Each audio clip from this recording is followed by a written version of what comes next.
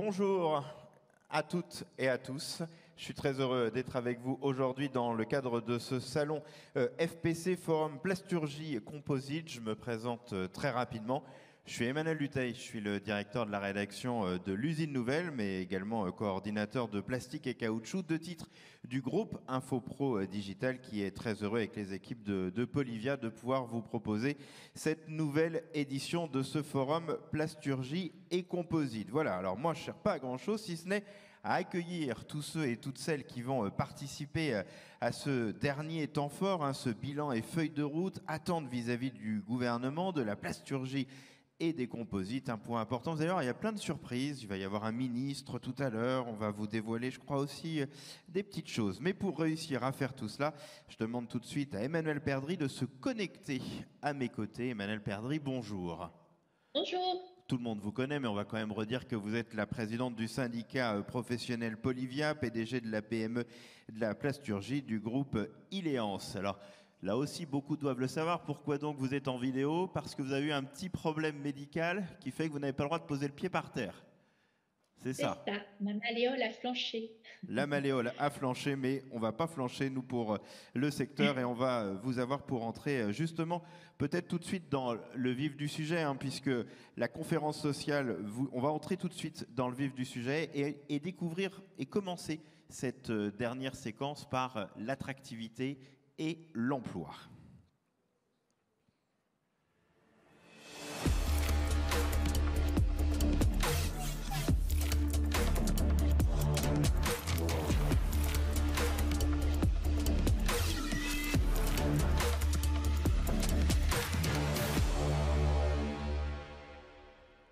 Voilà, tout est écrit, on vous retrouve, les enjeux sociaux et la formation. Alors il paraît qu'il va y avoir une conférence sociale qui a été voulue par Emmanuel Macron. L'un des sujets sera la question des bas salaires. Je pense que c'est important, Emmanuel Perdry, de mettre les pieds dans le plat dès le démarrage. Qu'est-ce que fait très concrètement votre branche pour traiter ce sujet ? Alors, comme 80% des branches, on est bien sûr extrêmement concernés par ce sujet bas salaire, puisque je rappelle que dans notre grille de coefficients et de salaire, nos minima de branche ont été 3 fois impactés, en tout cas pour les premiers, les premiers niveaux de la grille, impactés par les évolutions du SMIC en 2022. Donc, bien évidemment, c'est un sujet qu'on traite au niveau de la branche. Je rappelle que notre dernier accord, il a été signé le 29 juin. Et d'ailleurs, je pense qu'on était relativement intelligent dans cet accord, dans le sens où on a anticipé le risque d'augmentation, une nouvelle augmentation du SMIC et créé un peu de marge sur nos premiers niveaux de grille. Donc, ça nous a mis à l'abri d'une éventuelle nouvelle négociation. Bon, on l'a vu ce matin lors de la conférence, le salaire, mine de rien, reste quand même un élément important d'attractivité et de fidélisation. Donc, c'est important qu'au niveau de la branche, on se positionne de façon positive et constructive sur ces enjeux-là.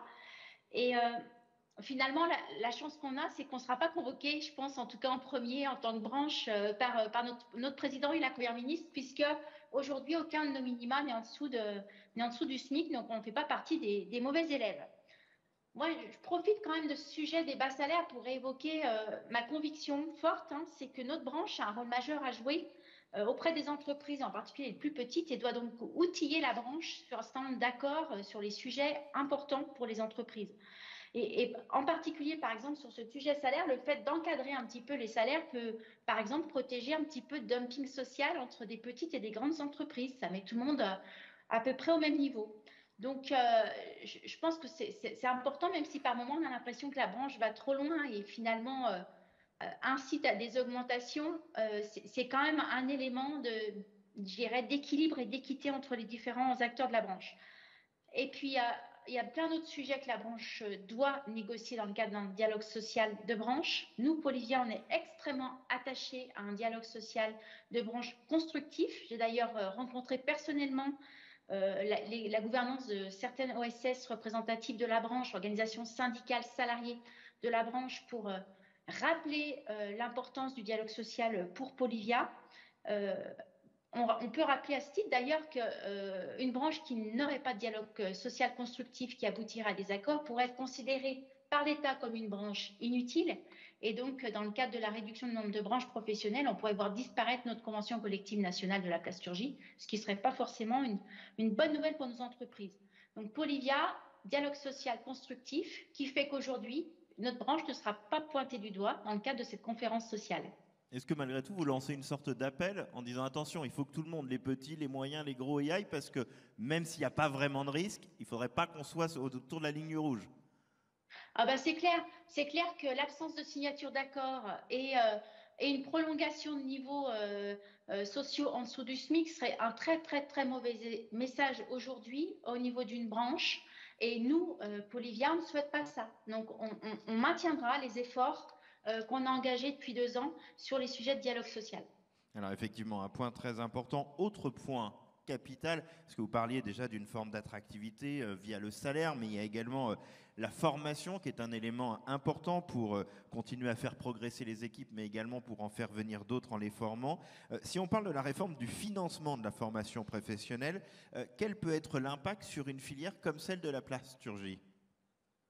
Alors la réforme de l'apprentissage, qui a été voulue par le chef de l'État également, a réaffirmé son engagement de transformer en profondeur la voie professionnelle pour qu'elle soit plus efficace et qu'elle devienne enfin une cause nationale. Et c'est vrai qu'on a par exemple les aides à l'apprentissage qui sont importants, et c'était aussi évoqué ce matin quand on voit l'augmentation du nombre d'apprentis dans les emplois créés. C'est loin d'être neutre, hein, puisqu'on est sur une augmentation de 500 ou 600 000 de mémoire apprentis embauchés, enfin en tout cas en contrat. Donc c'est essentiel. Et c'est vrai que le fait que l'Élysée ambitionne d'en faire une voie d'excellence nous convient tout à fait. Je rappelle qu'au sein de Polivia, on a une structure qui s'appelle Polivia Formation, qui est un organisme de formation initiale qui forme quand même un nombre d'apprentis significatif pour notre branche dans différentes écoles implantées dans le cadre de partenariats, mais aussi avec des CFA propres de notre branche. Donc bien sûr que c'est important pour nous, mais en fait, une fois de plus, on a parfois une forme d'incohérence entre les paroles et les actes de la part du gouvernement, puisque aujourd'hui, on se trouve confronté à, d'une part, ce discours volontaire et volontariste et positif sur l'alternance et l'apprentissage, et de l'autre côté, on a finalement France Compétences, qui est l'organisme, je dirais, de gestion de ces sujets d'alternance de l'État, qui réduit régulièrement les prises en charge liées au contrat d'apprentissage. Donc ça peut avoir un effet induit extrêmement négatif. Alors, si on conjugue par exemple une position du gouvernement qui viendrait réduire le soutien à l'alternance à travers la baisse de cette aide par alternant, plus France Compétences qui réduit les revenus des centres de formation par alternance, par apprentissage, on serait vraiment dans une situation critique, à mon sens, aujourd'hui, pour intégrer des nouveaux talents dans nos entreprises. Donc, c'est vraiment un point, je dirais, que je souhaitais mettre en avant. Aujourd'hui, en 2022, il y a à peu près 4,7% des salariés des entreprises de moins de 50 qui sont des alternants. Donc, c'est vraiment pas neutre aujourd'hui dans nos entreprises. Donc, vraiment, j'alerte là-dessus. Aujourd'hui, on ne peut pas avoir un discours incitatif sur l'alternance et en même temps baisser l'ensemble des budgets liés à l'alternance. Je rappelle aussi quand même qu'avec Polivia Formation, on a beaucoup d'autres outils, hein, puisqu'on fait des CQP et des CCP. C'est un des éléments importants pour former nos collaborateurs. Et aujourd'hui, grâce à nos partenaires sociaux et grâce à un OPCO qui nous suit sur ces sujets-là, on arrive à avoir des prises en charge très significatives pour limiter le coût lié à ces formations. Donc là, je remercie aussi bien l'OPCO, mais les partenaires sociaux aussi qui nous suivent sur ces lignes de financement essentielles pour développer les compétences dans nos entreprises. Mais France Compétences, notamment, vous a contraint quand même à une baisse, je pense au BTS et ce genre de choses. Donc vous avez des inquiétudes tout de même du côté de Polivia. Bien sûr qu'on a des inquiétudes quand on voit que globalement, notre prise en charge de BTS cœur de métier est passée de 13 000 euros, par exemple, de prise en charge à 11 000. Ça fait quand même quasiment 20%, enfin 15%. Donc, c'est loin d'être négligeable. Je pense que l'État oublie peut-être que quand on veut former sur les métiers de l'industrie, il faut un peu de moyens et des plateaux techniques. Et qu'on n'est pas dans des salles de classe avec uniquement des bureaux et un tableau et quelques ordinateurs. Donc ça, c'est complètement oublié aujourd'hui. Et très clairement, alors ça doit aussi nous interroger sur notre méthode, notre modèle de formation. Aujourd'hui, on a 2 plateaux techniques très développés qui nous appartiennent, c'est Alençon et Lyon. Après, on a des partenariats avec des lycées. Je pense que cette situation aussi d'aide, enfin de réduction du soutien de l'État doit nous interroger sur notre modèle en termes de formation initiale, et on doit bien sûr être proactif et réfléchir à de nouveaux partenariats avec d'autres branches et avec des lycées qui font des formations de plasturgie, pas forcément aujourd'hui en alternance, mais en formation initiale. L'objectif pour nous, globalement, il est quand même de permettre et d'offrir à l'ensemble de nos adhérents, de nos entreprises, des entreprises de la filière, d'être en capacité d'avoir des offres de formation le plus proche possible, parce qu'on sait que les jeunes ne sont pas très mobiles et qu'il faut qu'ils aient des formations, surtout pour les niveaux Bac Pro et BTS. Et on a entendu ce matin dans la table ronde que finalement on veut bien des formations supérieures, mais on a surtout besoin des métiers, des métiers principaux autour de la technique, et voilà, technicien d'injection, technicien soufflage, extrusion soufflage, etc. Et donc ça, vraiment, notre attention et notre point de vigilance, il est sur ces niveaux-là, et d'essayer de réfléchir aux nouveaux moyens de développer une offre de formation à proximité de l'ensemble de nos adhérents, de l'ensemble de la filière. C'est pour ça qu'il faut garantir des partenariats pour les CFA, j'imagine en créer dans les plus grandes entreprises, et puis après avoir un maillage territorial plus efficient que ce qui est le cas aujourd'hui. Tout à fait, le maillage territorial, on doit le développer, on ne pourra pas le développer seul, il faut qu'on développe des partenariats. Et puis aussi, je rappelle quand même que, je reviens sur le sujet de la formation continue, on a quand même avec Polivia Formation et Via Industrie des outils extraordinaires qui permettent de réfléchir à plein d'outils, y compris au déploiement d'écoles de formation interne. Vous l'avez cité, on a aujourd'hui des beaux partenariats, des belles expériences avec des groupes qui développent leur propre école de formation interne. Et là, on est aussi partenaire finalement, parce que nous, peu importe que la formation par qui est dispensée la formation, ce qui compte, c'est qu'on réponde aux besoins de nos adhérents. Le besoin de nos adhérents, c'est la montée en compétences des collaborateurs, c'est d'avoir plus de jeunes à recruter.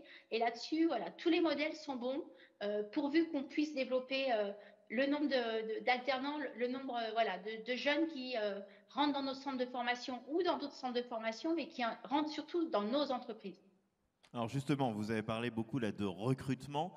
Quels sont concrètement les besoins et les enjeux du recrutement dans une filière comme la vôtre?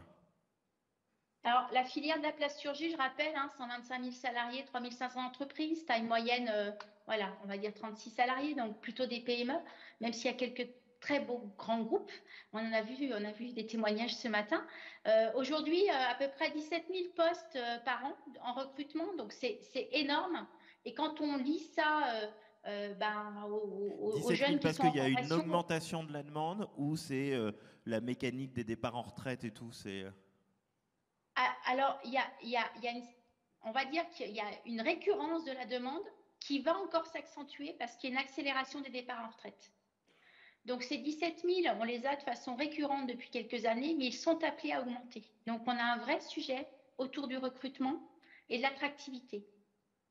Donc ça, c'est vraiment un point important à noter. Alors bien évidemment, il y a les sujets d'emploi local. Je rappelle qu'on est maillé sur tout l'ensemble du territoire, donc l'enjeu de recrutement, il est sur l'ensemble des territoires. Il n'y a pas de, je dirais, de situation très particulière, même si on a quelques bassins très spécialisés en plasturgie, je pense, puisque je suis originaire de ce bassin-là, au bassin du Haut-Budget, où bien sûr il y a une densité qui fait que le recrutement est peut-être encore plus complexe que dans d'autres lieux. Mais c'est vraiment une problématique générale, nationale, sur tous les territoires. Et finalement, je pense que ce qui est important, c'est du coup de réfléchir aux freins actuels pour motiver. C'était évoqué ce matin, alors je suis peut-être un peu brouillon là sur cette question, je vous prie de m'en excuser, mais j'ai trouvé très intéressant Vincent qui disait finalement arrêtons aussi de se prendre les gens les uns aux autres, entre plasturgistes, en voulant forcément recruter des plasturgistes et des gens qui ont cette compétence-là métier, parce que finalement, on va chercher des gens chez nos confrères.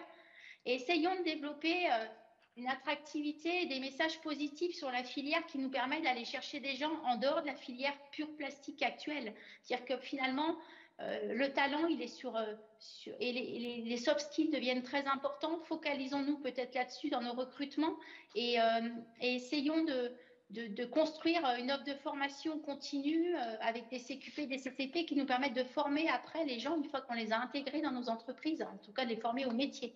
Donc ça, c'est quelque chose que j'ai trouvé vraiment intéressant. Et les points positifs, c'est quoi? C'est la réindustrialisation, c'est le fait que de plus en plus votre filière est tournée vers l'économie circulaire. On sait que notamment les jeunes cherchent du sens, ont besoin d'avoir un impact sur la transition écologique. Est-ce que ces deux éléments sont de nature à pouvoir ouvrir de nouveaux métiers, de nouveaux horizons dans votre filière? Oh bah, je dirais intuitivement oui et par conviction encore plus oui, double oui. Bien évidemment que tous les messages et le fait que notre filière soit résolument engagée dans la transition écologique, mais aussi le fameux Made in France dont on parle depuis longtemps, finalement ce Made in France c'est une fierté pour nos entreprises. Donc ça c'est autant d'éléments qui à mon avis peuvent donner du sens, même si j'ai entendu que finalement attention, les collaborateurs aujourd'hui, le sens global et la raison d'être de l'entreprise est une chose. Ce qui est important, c'est de leur donner du sens à eux dans leur parcours professionnel. Et c'est là où on peut accompagner nos entreprises à justement proposer ces parcours professionnels à leurs collaborateurs, puisqu'on est en capacité de les accompagner sur plein de sujets en termes de formation et de montée en compétences. Donc ça, je pense que c'est un élément important. Après, et ça va peut-être faire une transition, mais finalement, les enjeux d'attractivité, ils sont multiples. Il y a l'enjeu d'attractivité globale de l'industrie. Et là, on a une campagne aujourd'hui de l'OPCO2I avec l'industrie qui s'appelle Avec l'industrie, qui valorise les métiers globalement de l'industrie sans forcément se focaliser sur une branche. Après, on a un enjeu au niveau de la branche avec cette image plastique et on va y venir. Et puis finalement, on a aussi des enjeux propres à chaque entreprise.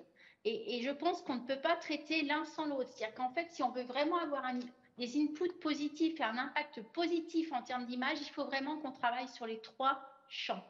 Alors justement, on a une petite surprise que vous nous avez réservée, Emmanuel Perdry. Vous lancez, là, vous l'avez dit, on a une campagne de communication. En tout cas, c'est ce que je viens d'entendre dans ce que vous venez de dire. Elle ressemble à quoi? On la regarde en image? Allons-y. Eh bien, en route.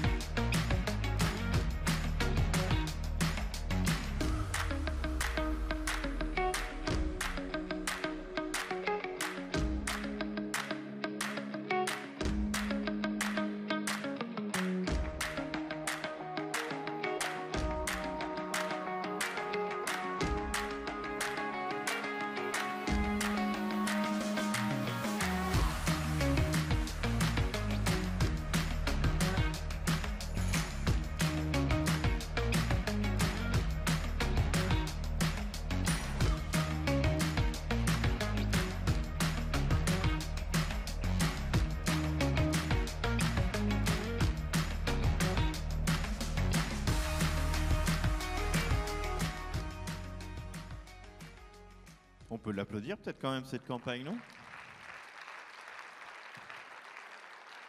Alors, matière à innover, matière à se former, matière à s'épanouir, matière à transformer, c'est effectivement très réussi. Pourquoi cette campagne? C'est pour donner une image, pardon de ce que je vais dire, un poil plus moderne? Alors oui, c'est vrai qu'on est sur quelque chose d'un peu disruptif, plutôt dynamique, on va dire. Donc, on a essayé de s'adresser principalement aux jeunes, mais aussi globalement à leurs familles, aux écoles. Donc, l'idée, c'est vraiment d'avoir une campagne à destination de plusieurs publics et qui repose, d'où les quatre, voilà, ce mot central, hein, la matière. Bon, je pense que pour tous les plasturgistes, ce mot-là a un sens. C'était juste quand même la quintessence de notre métier. Et la fierté de notre métier, on sait que c'est un matériau décarboné, on l'a quand même suffisamment dit hier. Donc finalement, on est parti de ce mot-là, et ce mot-là, il se décline à l'infini. Aujourd'hui, on a voulu appuyer sur 4 piliers principaux. Donc l'entreprise, donc on a poussé l'innovation, voilà, matière à innover, nos métiers, matière à se former, Non, nos métiers, matière à s'épanouir, pardon, dans le sens où il y a des parcours professionnels épanouissants dans nos entreprises, les formations matière à former, et puis l'engagement en faveur d'une société bas carbone avec les matières à transformer. On pourrait imaginer plein d'autres choses, hein. C'est une matière qui protège, c'est une matière qui soigne, c'est une matière qui transporte, etc. Donc c'est vraiment un mot intéressant parce qu'on pourra le décliner de plein de façons. Et l'idée, c'est d'avoir, voilà, au-delà de ce motion design qu'on vous a diffusé, c'est d'avoir des affiches, des kakémonos qui puissent être disponibles pour les adhérents, disponibles pour les collèges, les lycées, et puis pourquoi pas une campagne d'affichage 4 par 3, de la publicité dans les stades, voilà, pour là où on sait que des jeunes se trouvent. Enfin bon, voilà, l'idée, c'est vraiment de réfléchir à une campagne de grande envergure, de donner des outils qui permettent de communiquer positivement sur cette filière dont on est tous très fiers.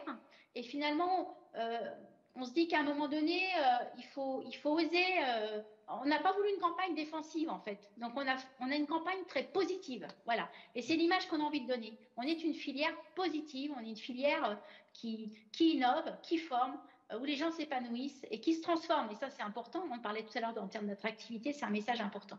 Et justement, et aussi, je trouve ce qui est très intéressant, pour être très honnête, moi je l'ai découvert là, en même temps que tout le monde, donc c'est vraiment une réaction à chaud, c'est de montrer aussi le produit fini, parce que finalement, certes, on travaille la matière, et de se rendre compte que d'un TGV du futur à une planche à voile ou un casque de pompier, et ben ça sert à quelque chose qu'on fait. C'est ça aussi le message que vous avez voulu dire en disant, certains ont peut-être un peu décrié la matière au sens dur travail du démarrage, mais tout ça a un sens parce que ça va se transformer.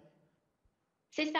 En fait, votre lecture est très intéressante parce que c'est ce qu'on a voulu aussi mettre en avant, c'est incarner cette matière en fait. Parce qu'aujourd'hui, la plasturgie est quand même une branche méconnue. On n'a pas Airbus, on n'a pas Renault, on n'a pas Stellantis, on n'a pas de grandes marques comme ça. On est souvent sous-traitant et en même temps, on intervient dans la vie quotidienne des gens et de façon positive. Quand on voit tous les exemples de produits mis en avant, c'est ça qu'on veut faire passer comme message. C'est que la plasturgie, elle crée de la valeur et à travers des usages et des fonctions indispensables à la vie quotidienne aujourd'hui. Voilà. Alors, vous l'avez dit, elle va se matérialiser très largement du kakémono jusqu'au 4 par 3. Concrètement, on va retrouver ça où? Vraiment partout? Et à partir de quand? Alors, vous allez trouver le motion design dès demain ou la semaine prochaine sur le site internet. Notre conviction, c'est que si on ne veut pas qu'elle fasse chic, cette campagne, et comme on croit à l'importance de valoriser l'image de notre filière dans la durée, on est en train de réfléchir vraiment à un plan de com structuré parce qu'on s'est fait conseiller par des DRH de grands groupes qui ont vraiment la culture de la communication. Et du coup, il faut vraiment qu'on la construise dans le temps. Donc, pour l'instant, les outils ne seront pas à disposition tout de suite. On va communiquer à chaque adhérent la façon dont elle va être déclinée, cette campagne. Donc, d'abord, disponibilité du motion design, puis les affiches. Notre ambition, c'est d'envoyer des vraies affiches à chaque adhérent. Chaque adhérent pourra avoir des affiches à mettre dans son usine ou s'il veut faire une visite d'usine pour des collégiens, des lycéens, etc. Il y aura aussi des kakémonos mis à disposition. Donc, notre ambition, c'est vraiment de pouvoir envoyer ça à tous nos adhérents, tous les industriels qui le demanderaient. On aimerait circulariser les collèges, les lycées avec ces outils également. Il y aura peut-être des fiches pratiques, voilà. Voilà, donc tout ça, c'est en train de se construire. Je pense qu'on aura aussi d'autres matières ce que je disais tout à l'heure, à transporter, à soigner, à protéger, etc. Donc, on va décliner ça. Donc, on vous communiquera plus précisément les éléments de langage, la charte graphique, comment vous pouvez utiliser cette campagne, comment vous pouvez vous l'approprier dans vos entreprises, etc. L'idée étant d'en faire vraiment un outil général pour l'ensemble de la branche. Le but, c'est d'éveiller la curiosité. Le but, c'est d'éveiller la curiosité et de porter une conviction, c'est que la plasturgie, la filière plasturgie et composite est un monde d'opportunités. Voilà. Et donc, on mettra en place les moyens. On a sollicité aussi nos partenaires sociaux pour qu'ils nous accompagnent dans ce projet. Donc aujourd'hui, vous le voyez affiché en tant que Polivia, mais je dirais si c'est encore mieux si on a une campagne vraiment partagée avec le plus grand nombre. Donc voilà, l'objectif c'est vraiment on va dire de diffuser au maximum les choses par plein de biais et on compte sur vous bien sûr, mais voilà pour construire cette image positive parce que finalement, le travail qu'on a fait sur cette campagne, on en est tous convaincus. Et moi, j'entends beaucoup d'adhérents depuis très longtemps qui me disent oui, il faudrait une campagne positive, arrêter d'avoir une image négative du plastique, etc. Je pense qu'on l'a bien réussi, celle-ci, parce que bon, au départ, on a surtout pensé à l'attractivité, mais finalement, c'est un vrai projet de filière pour valoriser la plasturgie dans son ensemble, parce que on est extrêmement positif et on en a tous besoin d'afficher cette image positive de ce qu'on fait tous les jours dans nos entreprises. Eh ben, vous restez avec nous, Emmanuel Perdry. Vous allez pouvoir suivre la table ronde qui va se tenir justement autour maintenant du bilan, feuille de route et attentes vis-à-vis du gouvernement de l'industrie de la plasturgie et des composites. Pour cela, j'appelle à monter sur scène Pierre-Jean Leduc, Gilles Istin et Étienne Béchet de Balance sous vos applaudissements.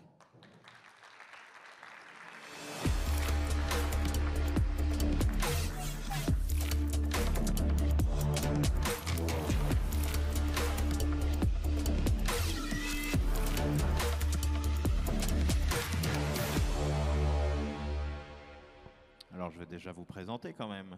Juste à côté de moi, Pierre-Jean Leduc, vice-président de Polivia et président de Polivia Formation, dont on vient de parler pas mal avec Emmanuel Perdry. À côté de vous, au milieu, Gilles Istin, membre du bureau de Polivia, président du pôle emballage. Et on termine avec Étienne Béchet de Ballan, le président d'IPC. Jusque-là, on a tout bon? Absolument. Vous prenez vos micros pour être sûr de les avoir avec vous. Déjà, un petit mot sur cette campagne, vous la connaissiez, vous l'aviez vue quand même? Oui, parce qu'on y a participé. En fait, c'est tout un travail collectif. Hein, donc, c'est pas un petit groupe de communicants qui ont fait ça dans leur coin. C'est avant tout l'équipe, le bureau, le conseil d'administration de Polivia il y a eu un groupe de travail en fait. C'est le délivrable. Voilà, c'est le délivrable d'un groupe de travail avec des acteurs du terrain, parce qu'en fait, là, vous nous présentez avec nos casquettes Polivia, mais on est tous des industriels. Ah ben, donc, en fait, on est tous des chefs d'entreprise. Vous donner cette casquette-là aujourd'hui. Voilà. Mais donc, en fait, nous, on est au cœur de la problématique, en fait. Hein. Donc, la problématique d'attractivité, la problématique des champs possibles des matières plastiques, la problématique du plastic bashing, c'est notre quotidien. Donc, en fait, on est très, très heureux de ce délivrable. Gilles Istin, vous avez bien aimé la campagne, vous ? Oui, alors non seulement je l'aime bien, mais ce que je voulais dire, c'est que lors de l'élaboration de cette campagne, nous avons fait venir autour de la table de jeunes apprentis de différents niveaux de formation pour qu'ils nous donnent leur ressenti. Il n'y a pas que des quadragénaires qui ont participé à cette campagne. Elle sent la modernité. Vous aussi, elle vous plaît ? Je l'ai trouvé super sympa, mais bien sûr, on est jugé parti un petit peu quand même dans l'affaire. Il faudrait demander. Oui, c'est vrai que vous seriez mal placé de me dire elle est nulle, elle est ratée. Ils l'ont apprécié. Ben ça, on leur demandera après, parce qu'il y aura la possibilité de vous poser des questions à vous et à Emmanuel Perdry à la fin de cette table ronde. Alors justement, de quoi va-t-on parler ? On va basculer du sujet d'attractivité vers le sujet plus économique, si on peut le dire comme ça, et en tout cas les grands enjeux pour votre filière. Bon, je ne vais rien vous apprendre, on est en période d'inflation. Ça a tendance un poil à se calmer selon les derniers chiffres, mais enfin bon, on reste à des niveaux extrêmement élevés. Pierre-Jean Leduc, je vais débuter avec vous. Est-ce que aujourd'hui, quand on a les prix qui n'arrêtent pas de monter, est-ce que ça freine malgré tout la nécessaire transition de votre secteur ? En fait, aujourd'hui, on est en fait contraint par plusieurs éléments. Évidemment, il y a l'augmentation des prix des matières, même si on peut voir que certaines matières ont plutôt tendance à baisser. Donc, en fait, cet artifice de hausse de prix n'est pas toujours vrai. Dans les matières techniques, c'est plutôt le cas. Dans les matières commodités, c'est un peu moins le cas. Moi, je dirais qu'on a plutôt une autre problématique, c'est celle de la hausse des taux. C'est celle de l'inflation au niveau des salaires. Et on a bien vu ce matin dans la table ronde que le troisième élément important pour les irritants au niveau des recrutements, c'est le niveau de salaire. Alors notre filière est une filière qui, comme l'expliquait Emmanuel, on a une grille de rémunération qui est plutôt attractive. Donc en fait, mais il a quand même fallu augmenter nos salaires pour pouvoir pallier ce qui maintient l'inflation. Quelle que soit, quelque part, la raison de l'inflation. Et puis on a un élément qui, à mon avis, aussi est un gros frein, c'est le frein lié à l'augmentation des taux. Hein, donc c'est la résultante aussi de ça, des taux monétaires.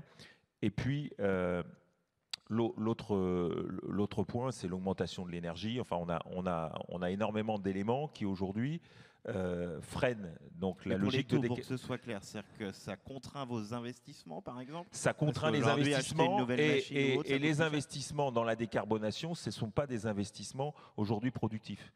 Donc, en clair, aujourd'hui, c'est est-ce que je rachète une machine qui va me permettre d'être plus productif ou de baisser ma consommation d'électricité. En fait, on en discutait là dans les différents ateliers. Il y a des gens aujourd'hui qui se disent ma facture d'électricité est tellement importante qu'aujourd'hui, je devais faire un investissement, soit un investissement de productivité, soit un investissement de décarbonation. En fin de compte, je ne vais pas le faire parce que je dois faire des choix. Et l'autre élément qui est important, c'est le mur de la dette, parce qu'on a tous pris des PGE. La plupart d'entre nous avons pris des PGE. Certains l'ont remboursé, d'autres ne l'ont pas remboursé. Ceux qui l'ont remboursé, à la limite, se disent « j'ai bien fait de le rembourser », mais c'était quand même des taux qui étaient bien inférieurs à ceux d'aujourd'hui. Ceux qui ne l'ont pas remboursé doivent le rembourser. Donc, de toute façon, donc on doit faire des choix. Et nous, chefs d'entreprise, le choix, c'est prendre des décisions. Est-ce qu'on va prendre des décisions pour décarboner? Est-ce qu'on va prendre des décisions pour la productivité, améliorer notre compétitivité? Aujourd'hui, il y a ce dilemme. Mais du coup, vous posez les éléments du débat, mais vous ne répondez pas totalement à la question. Est-ce que ça va bloquer ou non la nécessaire transition? De ce que je comprends de ce que vous dites, ça va peut-être prendre un poil plus de temps que ce qu'on avait prévu. Et c'est ça que... Si je peux me permettre de traduire. Vous avez tout à fait raison, c'est que de toute façon, la transition, la notion de décarbonation, la notion de circularité, le recyclage, l'économie circulaire, on va appeler ça comme ça, c'est pas une option, c'est une obligation. Donc de toute façon, on doit y passer. C'est aussi un élément d'attractivité, c'est un élément aujourd'hui qui rentre totalement dans l'équation du moment. Donc on doit rentrer dans ce trou de souris, puisqu'en fait, on est tous obligés de converger vers ça. Surtout que c'est un élément important de la transition quand on parle d'économie circulaire. C'est un élément important. C'est moins de matière au final. C'est moins de matière. La vraie problématique, ça reste quand même les émissions de carbone. Donc en fait, on doit diminuer nos émissions de carbone par moins d'utilisation de matières issues du pétrole. Donc en fait, utiliser plus de matières recyclées. Donc avoir des gisements de matière, et c'était un petit peu l'objectif de la table ronde hier. On veut bien utiliser de la matière recyclée, mais encore faut-il qu'il y en ait. Et on parlera tout à l'heure des contraintes législatives que l'on peut avoir. Il y a aussi certaines injonctions paradoxales. Donc en fait, on a plusieurs équations auxquelles on doit répondre. Mais il y a un autre élément qui est important, et je reviens sur ces émissions de carbone, puisqu'en fait l'enjeu principal c'est ça, c'est que on passe d'un changement en fait qui est le changement nous, de transformateurs, mais n'oublions pas, et Emmanuel l'a très bien dit, c'est que la plupart d'entre nous, nous sommes des rangs 2, des rangs 3 dans la chaîne de valeur. Nous ne sommes pas des OEM. Beaucoup d'entre nous ne fabriquons pas de produits propres. Donc en fait, on n'a pas directement le choix final sur la matière. Nous, en fait, on est des facilitateurs, on est des transformateurs. On va utiliser les matières pour pouvoir produire ce que les clients attendent de nous. Et c'est eux qui, quelque part, aujourd'hui, sont les éléments déclencheurs. C'est que si eux ne décident pas d'utiliser plus de matières plastiques recyclées, si eux il y a encore peu de temps, dans l'industrie automobile, dans l'industrie de la cosmétique, c'était zéro matière plastique recyclée. C'était mandatory. C'est-à-dire que vous n'aviez pas le choix. Alors que nous, plasturgistes, on sait très bien qu'on pouvait mettre 20%, 30% de matière recyclée qui étaient en boucle fermée, issus de nos propres fabrications, sans venir de l'extérieur. Donc là, il y a un changement culturel, il y a un changement comportemental, et ça, c'est en train d'être activé justement par la mesure du bilan carbone. C'est-à-dire qu'on doit tous mesurer notre bilan carbone. Et voilà, et on en arrive en fait où aujourd'hui, nous, on devient une solution pour baisser le bilan carbone de nos clients, donc au niveau du scope 3. Et c'est ça qui va faire en sorte que puisque eux veulent réduire leur émission carbone, nos clients veulent eh bien, en fait, en entrant dans les produits entrant dans leur fabrication, ils vont chercher à avoir des produits qui sont décarbonés. Et donc, c'est ça qui va enclencher la spirale vertueuse. Ce qu'il y a, c'est qu'après, on comprend leur intérêt, mais il ne faut pas que ce soit à votre détriment non plus. Donc, il faut qu'il y ait un côté un peu tripartite avec les donneurs d'ordre. Eh bien, en fait, aujourd'hui, il faut se dire, cette problématique, on ne peut que la résoudre ensemble. Et donc, en fait, il faut qu'il y ait toutes les parties prenantes aujourd'hui qui s'engagent. Ça ne peut pas être uniquement nous, filière des transformateurs, c'est l'ensemble, je dirais, de la profession, l'ensemble de toute la filière qui doit aujourd'hui dire les matières plastiques, et c'est là-dessus qu'il faut insister, sont une solution est probablement, dans beaucoup de cas, la solution à la décarbonation, et pas le problème, et ne pas inverser le problème. Mais je crois que Nous sommes la solution, nous ne sommes pas le problème. de ce que vous me disiez en préparant cette table ronde, vous demandez du coup la tenue d'assises pour qu'il y ait des engagements. Bah, en fait, il y a eu des soit assises, il y a eu des assises en 2010 Mais je crois avec un peu décevante. avec Christian Estrosi et autres. Bon, tout ça, c'est quand même un peu vieux parce que je crois que c'était en 2010. On est en 2023, bientôt 2024. Je crois qu'il est temps de faire un reset et de repartir sur une nouvelle base. Mais sous forme d'assises ou ça sert plus à rien ces assises? Moi, c'est à titre perso, je pense que toutes ces grandes réunions, ça amène pas grand-chose. Je préférerais qu'on ait des engagements concrets de la part de nos politiques. Ok, bah, peut-être qu'on aura un politique tout à l'heure qui vous répondra. Gélistin, je passe à vous. Alors, vous aviez quand même, du côté de Polivia, marqué un peu ce que vous pensiez. Vous aviez remis un livre blanc, je crois que c'était l'année dernière, en mars 2022. Il y a 18 mois, Voilà, oui, en si mars 2022, oui. vous critiquiez pas mal le plastic bashing dans ce livre blanc. Il y avait un petit côté en disant stop, ça commence à bien faire. Où est-ce qu'on en est aujourd'hui et qu'est-ce qui a été fait? Alors déjà, il faut rappeler que le livre blanc en 2022, ça a été un élément fondateur pour notre filière. C'est la première fois que la filière plasturgie portait à la connaissance de toutes ses parties prenantes un certain nombre d'éléments tangibles et rationnels. Avec ce livre blanc, ce qu'on a voulu faire, c'est s'inscrire en faux sur toutes les émotions qui sont colportées par les gens qui font du greenwashing ou du plastic bashing. Et pour ce faire, on a regroupé plus de 50 personnes pour l'écriture de ce livre blanc. Et ce livre blanc, donc, je vous rappelle que c'est la plasturgie à tout bas carbone en baseline. Et il développe deux axes essentiels, deux axes sur lesquels nous avons pris un certain nombre d'engagements. Le premier axe, on en a déjà parlé, c'est la décarbonation de notre industrie. Et le second axe, c'est l'économie circulaire de notre industrie, notamment avec des matières premières circulaires. Mais ce qui vous permettait d'acter un point, et c'est vrai que quoi qu'on puisse penser du plastique, en 2023, tout le monde se dit on ne peut pas s'en passer. Donc, il faut travailler sur ces axes. Je ne sais pas si 100% de la population mondiale pense que tout le monde, personne ne peut se passer de plastique, mais en tout cas, ce qu'on a voulu En faire... tout cas, on pourrait tourner autrement. On aimerait bien, en tout cas, que... Même ceux qui voudraient qu'on s'en passe, aujourd'hui, quand on regarde les chiffres, ou les possibilités ou l'utilisation, c'est compliqué de se dire qu'on peut complètement s'en passer. Ce qu'on a voulu faire, c'est un peu comme en mathématiques, un raisonnement par l'absurde. Hein. On en arrive à la conclusion que les hypothèses de base, sous-entendu se passer du plastique, ne sont pas soutenables. Et par rapport à ces deux grands axes, donc nous avons pris un certain nombre d'engagements. Premier engagement, par exemple sur la décarbonation de nos process de production.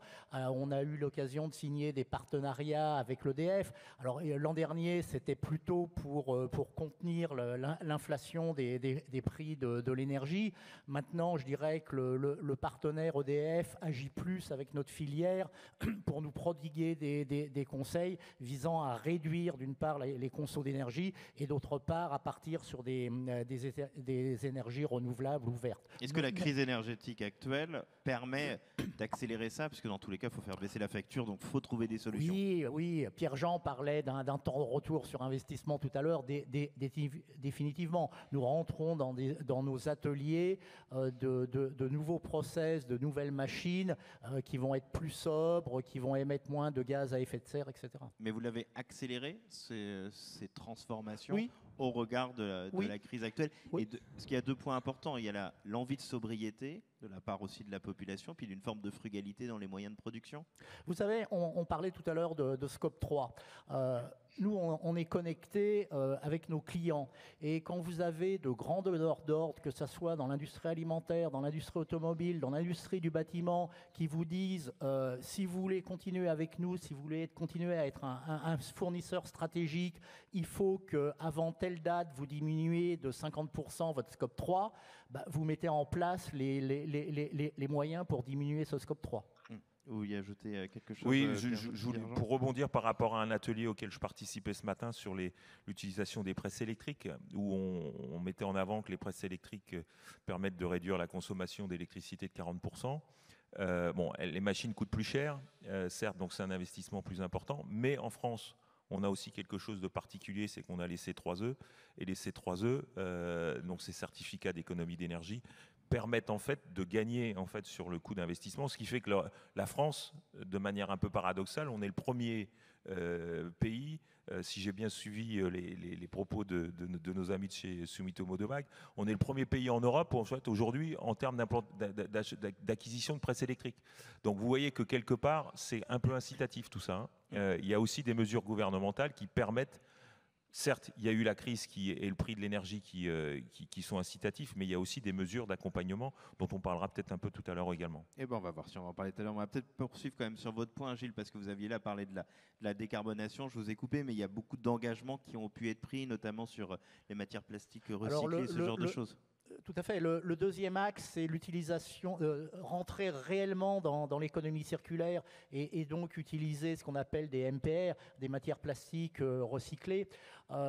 Polivia a négocié avec un certain nombre de parties prenantes, et notamment l'ADEME, des systèmes d'aide pour favoriser l'accès à ces matières premières recyclées, notamment en termes de process. C'est l'an dernier le programme Orplast. Mais qui, je crois, est transitoire. Vous appelez une pérennisation du dispositif. Alors, il a été plus ou moins renouvelé, il a changé de nom, ça s'appelle Ormat maintenant, mais je dirais que la philosophie reste la même.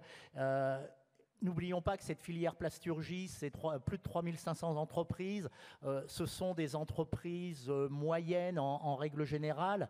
Et il faut notre but en tant que syndicat patronal, syndicat professionnel, c'est de fournir aux entreprises les moyens d'accéder à cette économie circulaire. Et ce que vous dites aussi, c'est qu'on essaye de faire bien, mais on est loin de tout faire bien dans cette filière, notamment pour ce qui s'agit des rejets de microplastiques dans l'environnement. Là, vous dites, on a progressé, mais on n'est pas encore au top.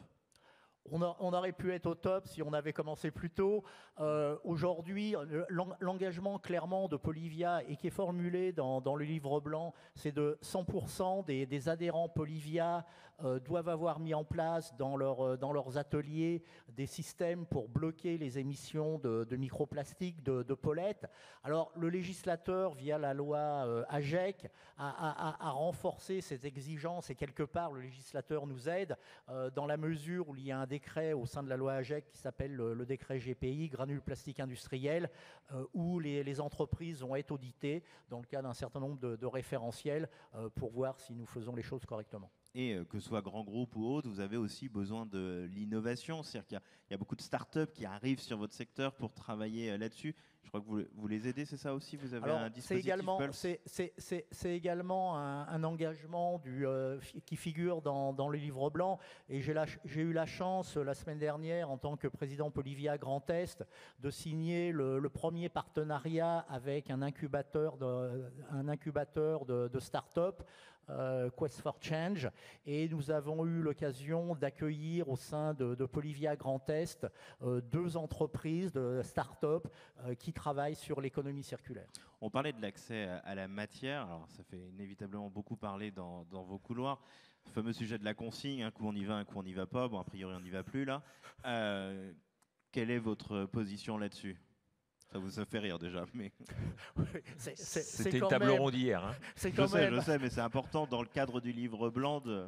Oui, c'est tout de même le sujet clivant de la plasturgie des 12 derniers mois. Enfin, sachant que les 12 derniers mois, c'est la saison 2 de la consigne. Il y avait une saison 1 avant l'épisode Covid. Ceci étant, la position de Polivia n'a pas changé d'un iota au cours de ces 48 derniers mois. La pollution de Polivia, c'est quoi? Non, pas la pollution, la position. La position de Polivia, lapsus pseudo-révélateur. La position de Polivia, c'est quoi? C'est éradiquer la pollution plastique. Et on doit tout mettre en œuvre pour éradiquer la pollution plastique. 2, faciliter l'accès à la matière première recyclée pour tous.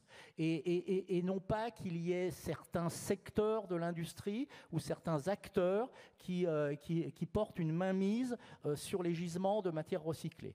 Le 3e point, c'est que tous les investissements qui ont été faits en termes de collecte et en termes de tri soient rentabilisés. Et n'oublions pas que Polivia est fortement ancré dans les territoires. Nous sommes très proches des collectivités territoriales et nous voulons absolument que que ce soit des centres de tri privés ou des centres de tri publics, enfin appartenant à des collectivités territoriales, ces centres de tri puissent avoir un équilibre économique leur permettant de fonctionner normalement. Alors on va peut-être en revenir au sujet vraiment de la décarbonation, cette fois un des points que vous mettiez en avant, Gilles. Pierre-Jean Leduc, je me retourne vers vous. Où en êtes-vous de votre engagement, justement, là, de façon très concrète, pris dans le cadre de cette décarbonation? Comme on le disait tout à l'heure, c'est que le livre blanc, ça a été un élément sur lequel on a pris quelques engagements et je crois que c'est l'élément important. Donc l'engagement, c'est déjà de rentrer dans la mesure de nos émissions carbone. Je crois que tous, les uns les autres, aujourd'hui, on est en train de calculer notre bilan carbone propre, hein, donc le scope 1, scope 2, scope 3, et donc ça, c'est une dynamique qui est rentrée dans chacune de nos entreprises. L'autre élément, c'est qu'au travers du contrat de filière, vous savez qu'au niveau gouvernemental, il y a des contrats de filière. Donc en fait, nous, on fait partie du contrat de filière, développer en France une filière de collecte et de recyclage des composites. Donc en fait, on est dans cette dynamique. Et dans cette dynamique-là, nous sommes engagés à utiliser 1 million de tonnes d'ici 2025 de matières plastiques recyclées. Sur les 6,5 millions de tonnes, hein, je relis mes notes pour être certain de ne pas dire de bêtises, mais sur 6,5 millions de tonnes de matières disponibles. Donc en fait, aujourd'hui, je vous donne une info quand même, on en est à 450 000 tonnes sur les 1 million de tonnes, donc on n'en est pas à l'objectif. Ça, c'était à fin 2022, ouais, donc on en est loin. Et donc, quelque part, il y a encore du chemin. Alors, c'est incrémental, hein, tout ça, mais une des problématiques, et on en revient à une table ronde d'hier, c'est que s'il n'y a pas de gisement, on ne peut pas utiliser de matière plastique recyclée. Deuxième problématique, si la matière plastique recyclée coûte plus cher que la matière vierge, évidemment, on a plutôt tendance à utiliser de la matière vierge. Donc là, il y a peut-être plusieurs suggestions qui peuvent sortir, dont une qui est sortie hier de la table ronde, que je donne à tous pour ceux qui n'étaient pas présents. Mais si on met une taxe carbone, puisqu'on va commencer à rentrer dans les notions de taxe carbone on rentre dans cette dynamique-là. Si on met une taxe carbone sur les matières vierges, plus importante que sur les matières recyclées, ou pas de taxe carbone sur les matières recyclées, évidemment, on va donner un avantage prix sur les matières recyclées. Bon. Et puis,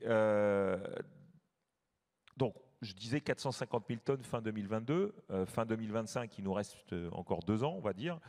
Donc, il faut accélérer et espérons que ces nouvelles initiatives de taxe carbone vont permettre l'accélération et les gisements, parce que le gisement, ça reste, gisement et collecte, hein, ça reste la problématique des recycleurs. On parle de recyclage, donc tout à l'heure on parlait de hors-plast, donc tout ce qui est recyclage, vous avez 2 types de recyclage mécanique, et ça c'est des choses sur lesquelles nous, transformateurs, on peut investir, ou on peut aussi se positionner. Le recyclage chimique, c'est quand même plus la problématique des chimistes, parce que là on est dans des investissements qui ne sont pas les nôtres, mais en tout cas nous aujourd'hui on se polarise. Et là, je vais parler pour mon groupe plutôt sur de la problématique de recyclage mécanique. Donc, tout ça, ça rentre dans le cadre de France Relance.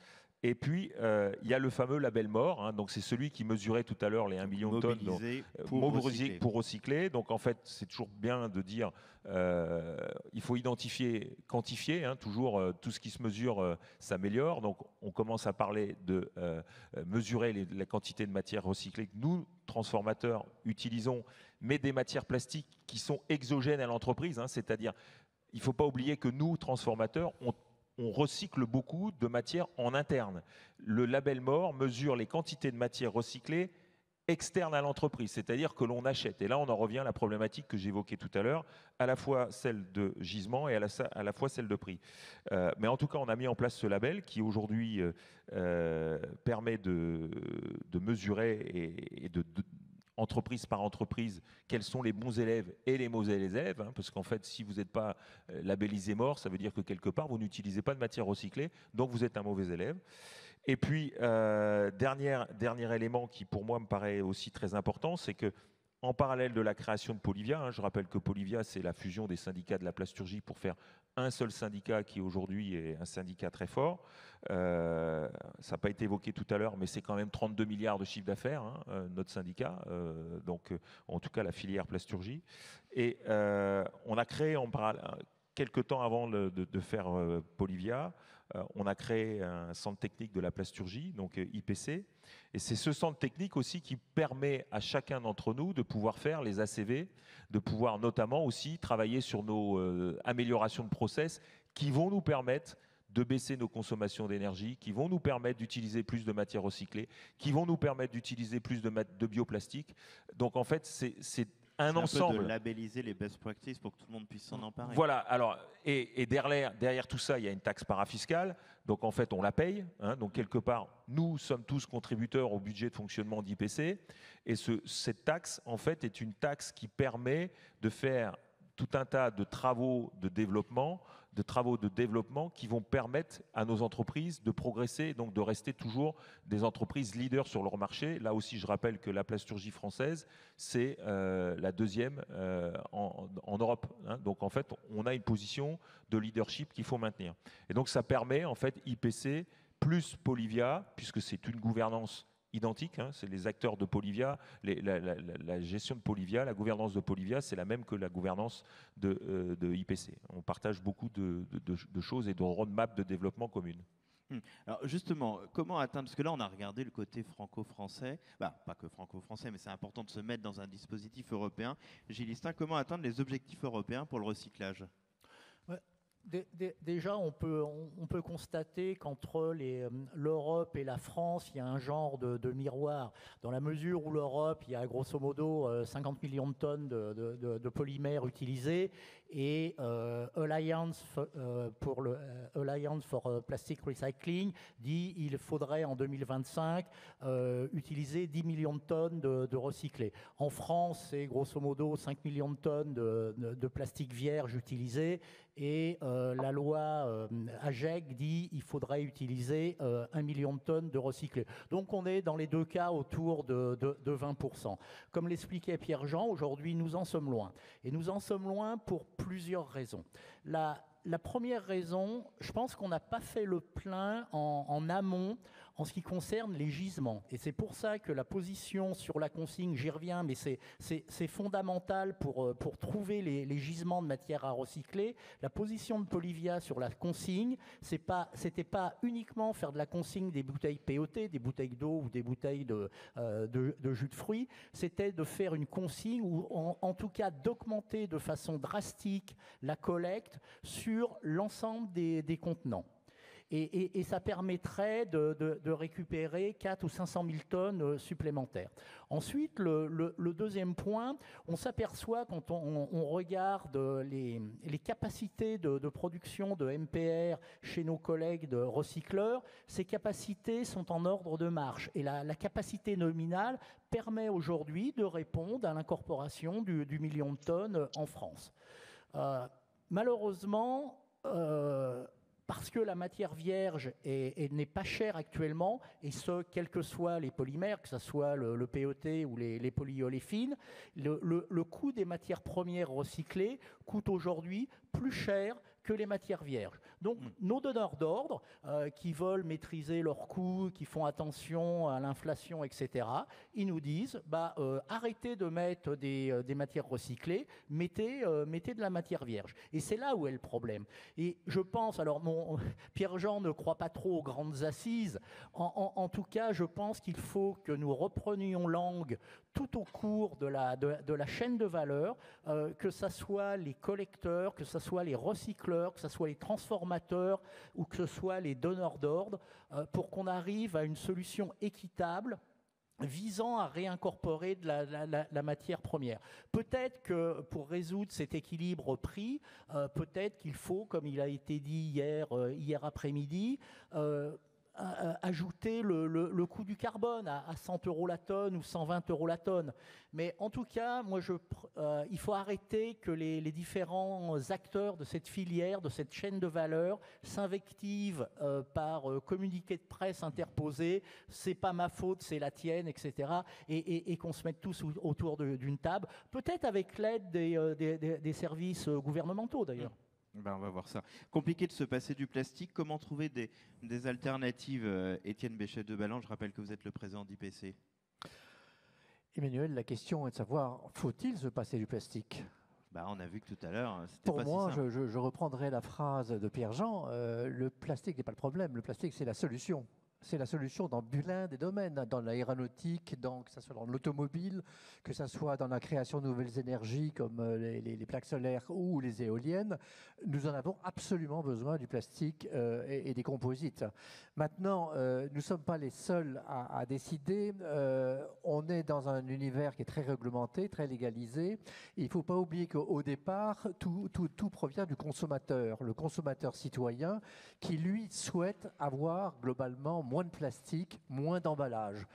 Nous-mêmes, avant d'être industriels, on est également des consommateurs. Et on voit bien quand on rentre de l'hypermarché que l'on jette énormément de packaging à l'extérieur. Donc il y a des solutions, il faut qu'on trouve une solution pour diminuer ce gâchis en quelque sorte. Alors il y a la solution du vrac qui est bien connue, qui est utilisée de temps en temps. Il y a la solution mais qui n'est moi je me rends compte par exemple en allant faire des courses qu'il y avait beaucoup de vrac à une époque, il y en a beaucoup moins aujourd'hui, donc ça prouve qu'il doit y avoir une certaine limite. Il y a la substitution d'un matériel par un autre, on a devant nous des bouteilles en plastique, mais il tombe sous le sens que quand vous remplacez c'est écrit bouteille 100% matière recyclée. Oui, ben c'est très bien, mais c'est une des solutions. C'est écrit, parce que quand une bouteille en plastique d'1 litre, ça pèse 30 grammes. Une bouteille en verre d'1 litre, ça pèse 300 grammes. Pour l'une, quand vous la recyclez, vous avez 30 grammes à chauffer à 200 degrés. Dans l'autre, vous avez 300 grammes à chauffer à 1500 degrés. Il tombe sous le sens que tout de même, c'est pas forcément la solution miracle que de passer de l'un à l'autre. Donc, pour moi, le plastique a toutes les armes en main aujourd'hui pour se défendre. Alors, c'est vrai que pour un industriel qui veut lancer un nouveau produit, qu'il soit donneur d'ordre ou de rang 1 ou 2 ou 3, il est important pour lui de faire une ACV de son futur produit. On en a parlé, Pierre-Jean en a parlé, Gilles en a parlé aussi. L'ACV, c'est l'analyse de cycle de vie, comme chacun le sait. Et là, il faut se poser les bonnes questions. Il faut se poser les bonnes questions quant à, bien sûr, l'éco-conception de ce produit. Il ne faut pas oublier que quand même, l'un des moyens le plus simple de réduire la consommation de plastique, c'est d'alléger le produit. Bon, ça paraît la blase. Ensuite, il faut également trouver quel est le bon process à utiliser, quelle est la bonne matière. Est-ce qu'on va utiliser une matière vierge? Est-ce qu'on va utiliser une matière recyclée, biosourcée, biodégradable? Et c'est là où IPC, que tu as cité tout à l'heure, est là pour aider les entreprises, d'une part parce que nous mettons à disposition des entreprises un outil simplifié d'ACV qui leur permet d'aller beaucoup plus rapidement dans la conception de leurs produits. C'est là où aussi on est là pour aider les industriels qui se posent des questions à choisir la bonne matière. Ça paraît absolument fondamental que de se poser ces matières pour que le produit que l'on va mettre demain sur le marché, non seulement il soit bien conçu, qu'il ait une bonne ACV, et surtout que l'on pense à son réemploi, c'est-à-dire à sa fin de vie, voire sa réutilisation. C'est ça la grande différence aujourd'hui. Et ça, c'est vraiment tout à fait fondamental. Nous avons les moyens intellectuels, nous les industriels, et surtout avec l'aide d'IPC, pour trouver ce genre de solutions et faire en sorte que notre industrie soit plus vertueuse demain qu'aujourd'hui. Alors, depuis le début de cette conférence, vous avez parlé d'assises, vous avez parlé de ministre de l'Industrie. Justement, on va voir dans un instant ce qui pourrait aider la filière côté législatif. Mais je vous propose qu'on écoute un petit mot justement du ministre actuel de l'Industrie, Roland Lescure. Bonjour à toutes et à tous. Cher Emmanuel Perdry, chers membres de Polivia, je suis extrêmement heureux d'être avec vous, même si c'est à distance, pour introduire cette table ronde de clôture consacré à l'action du gouvernement vis-à-vis de la filière du plastique. Votre forum, Plasturgie et Composite 2023, porte sur 2 thèmes qui me sont particulièrement chers, la circularité et la décarbonation. Nous avons une ambition, c'est la planification écologique que le président de la République a présentée il y a quelques jours. Et ces 2 thèmes sont au cœur de la déclinaison de cette planification pour l'industrie. La circularité d'abord, c'est une exigence d'efficacité. Avec la fin de l'abondance, nous ne pouvons plus nous permettre de ne pas utiliser la ressource que sont les matières usagées. Et la décarbonation, c'est une exigence de transformation.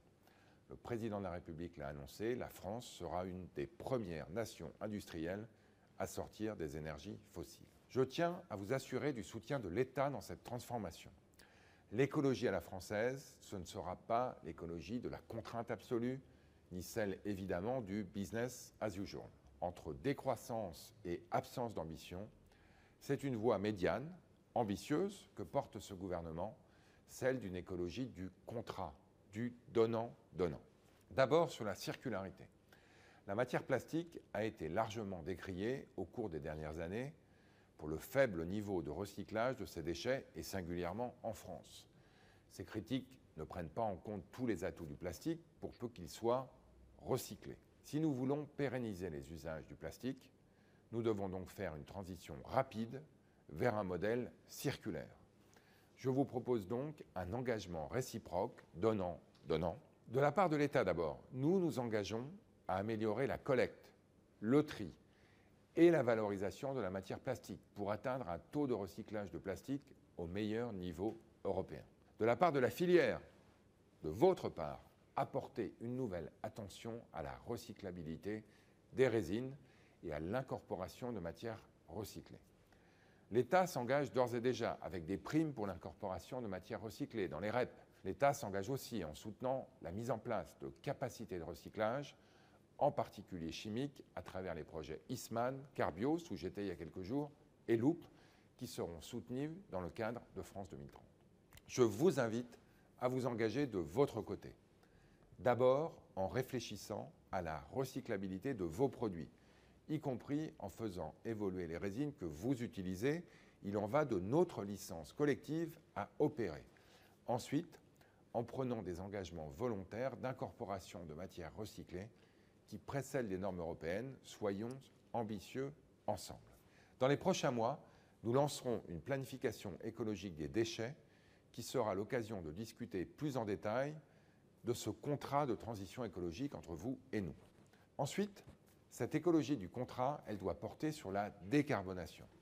Décarboner les plastiques, décarboner les composites, c'est un double enjeu de modification des procédés et des matériaux.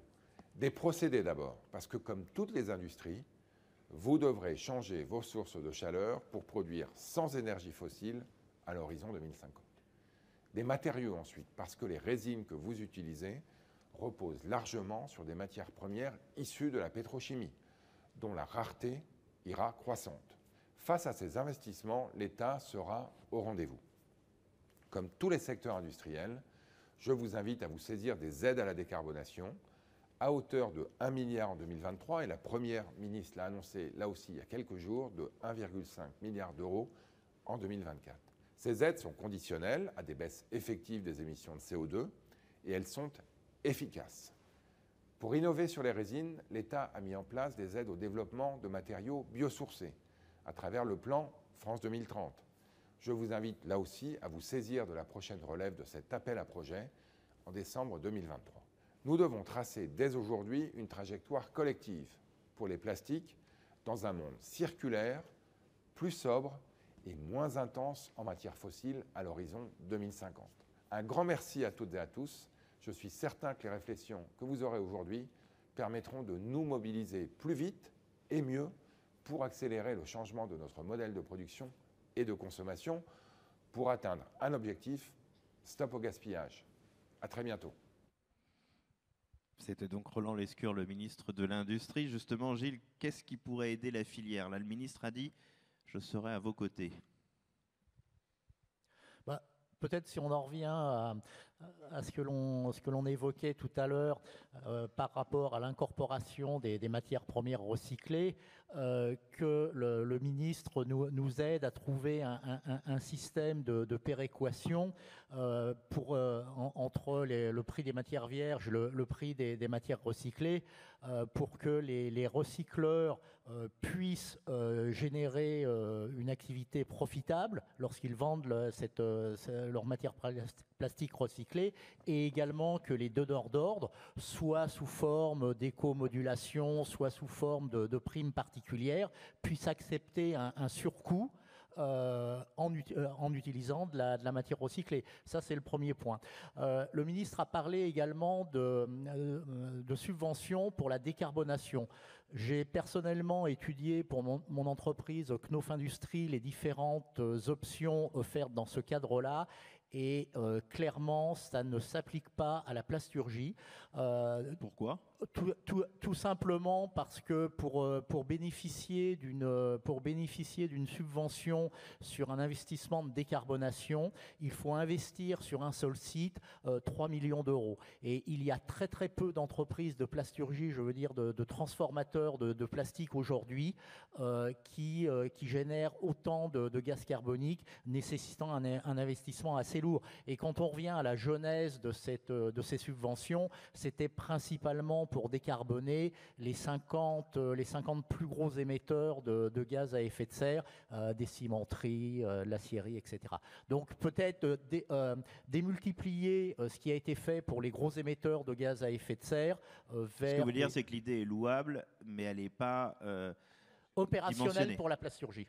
C'est ce que vous pensez aussi, Pierre-Jean ? Oui, elle est pas, c'est pas forcément dimensionné. C'est-à-dire qu'il y a une vraie volonté d'agir, et là on le voit dans les propos de Roland Lescure, c'est d'y aller, quoi. En clair, ce qui est plutôt rassurant quand même. Hein. En plus, il avait l'air de s'y connaître. Il s'y connaît. Je ne sais pas s'il a bien lu ses feuilles. Alors, il a visité Carbios il y a peu de temps, donc en fait, il a été formaté. Mais ce qui est bien, parce que ça veut dire qu'il s'intéresse à nos problématiques. X-Man, qui est par ailleurs un très gros projet actuellement. Dans ma région, Normandie, oui, donc on est très content très bel article sur le site de l'usine. Donc très content d'avoir cette dynamique en Normandie, une région de plasturgie et de chimie. Et donc l'avenir de la chimie, ça reste, et notamment, je le disais tout à l'heure, le recyclage chimique, c'est quand même l'avenir d'une grande partie des acteurs de la chimie. Hein. Mais moi, je pense que on a des temps qui ne sont pas les mêmes. C'est-à-dire que... vous voulez dire quoi ? Que le temps de l'industriel n'est pas celui du politique ? Voilà, parce que j'y pensais en écoutant. Il disait 2024. On a envie de dire, attendez, on parle d'objectifs à 2040, 2050. Voilà, nous, on est sur des orientations 2040, 2050. Et puis, on s'est amusé avec Gilles et l'équipe là, de voir quand même qu'il y a des injonctions paradoxales au niveau de la loi AGEC.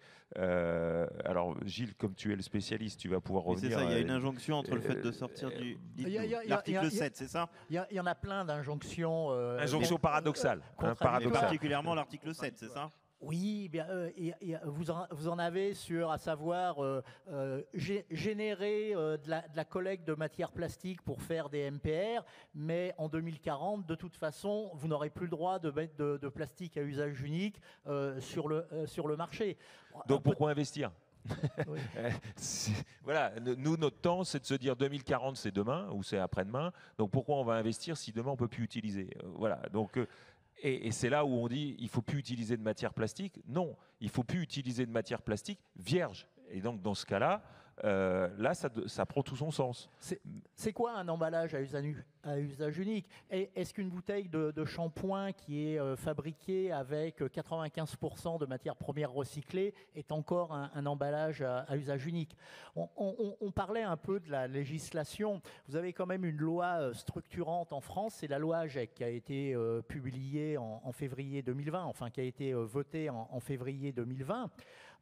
Cette loi a beaucoup de points positifs pour notre profession, notamment l'utilisation de matières recyclées, mais elle a également un certain nombre de points qui méritent d'être clarifiés. N'oublions pas que cette loi AGEC, ça veut dire anti-gaspillage et économie circulaire.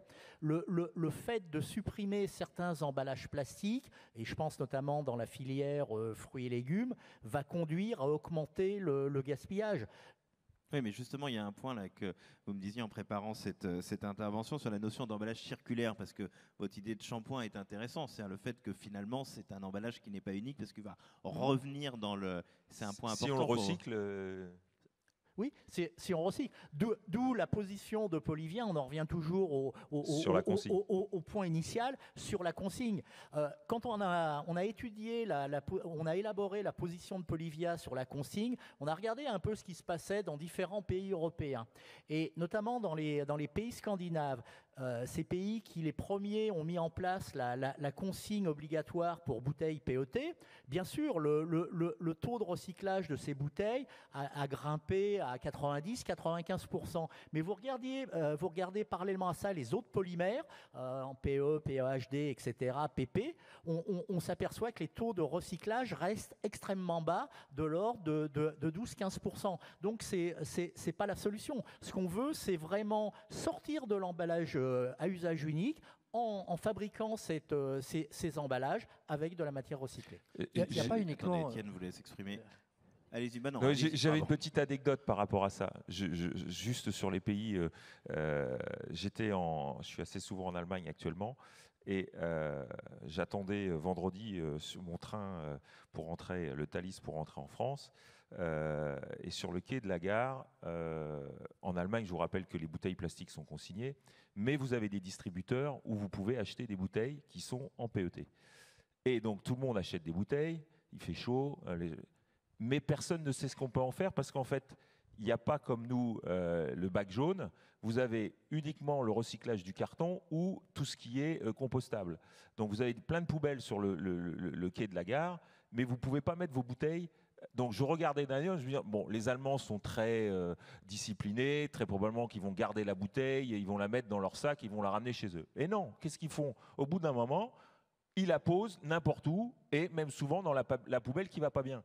Donc en fait, la problématique aujourd'hui, quand on dit nous, on a mis maintenant les bacs jaunes et dedans vous mettez tout ce qui est recyclable, ça c'est la solution. Et c'est celle sur laquelle on est en train de s'orienter. Donc nos amis allemands sur la bouteille plastique, ils ont un taux de collecte qui est bien supérieur au nôtre, dont acte, on peut encore s'améliorer, mais le reste, ils ne le recyclent pas bien. Donc en fait, est-ce qu'on veut uniquement se polariser sur les quantités de PET, et là c'est une filière bien précise, ou est-ce qu'on veut aborder le problème de matière plus large? Et nous, on a décidé de l'aborder de manière plus large. Et donc c'est ça la position de Polivia. Étienne, vous vouliez dire? Oui, il y a un domaine que l'on n'a pas abordé beaucoup pour l'instant, c'est la notion d'emballage ou de conditionnement qui sont réutilisables. J'y ai pensé quand tu as cité le cas de la bouteille de shampoing. D'accord, tu peux avoir une bouteille de shampoing qui a 90% de matière recyclée, mais tu peux aussi avoir des bouteilles de shampoing ou des bouteilles de parfum ou des bouteilles de lait qui sont réutilisables. Je ne dirais pas indéfiniment, mais pas mal de fois. Il suffit de les nettoyer, de les rapporter dans le point de distribution, le point de vente. Elles seront remplies et on va les réutiliser. Alors pour l'instant, c'est quelque chose qui est peu utilisé par les metteurs sur le marché, mais qui, à mon avis, est amené à avoir un avenir assez intéressant. Sauf pour les gobelets plastiques. Le bon exemple, c'est les gobelets plastiques qu'on a dans tous les événements. Maintenant, vous n'avez plus de... Non, là, il est en carton. Il est en carton, mais dans beaucoup d'événements, tout ce qui est concert ou autre, hein, allez à la Coupe du Monde de rugby ce week-end et vous verrez que tous les gobelets sont en plastique. Et donc, en fait, ils sont réutilisables. Mais c'est intéressant l'exemple que vous est donnez, réutilisable. parce que les Jeux Olympiques de Paris pour 2024 avaient dit zéro plastique, on sera les premiers jeux propres, se sont rendus compte que c'était pas possible, et notamment pour une partie des boissons et tout, ils ont réintégré dans leur process du plastique. C'est un très bon exemple de ce que vous donnez. Plastique, donc recyclable et réutilisable, les gobelets sont lavés et ils sont réutilisés. Mais par exemple, si vous allez chez Sephora, vous avez déjà faire tout le tour, la possibilité de réutiliser effectivement le même flacon de parfum en allant le remplir une deuxième fois ou une troisième fois. C'est intéressant comme approche. Veuve Clicquot ne doit pas faire de réutilisable.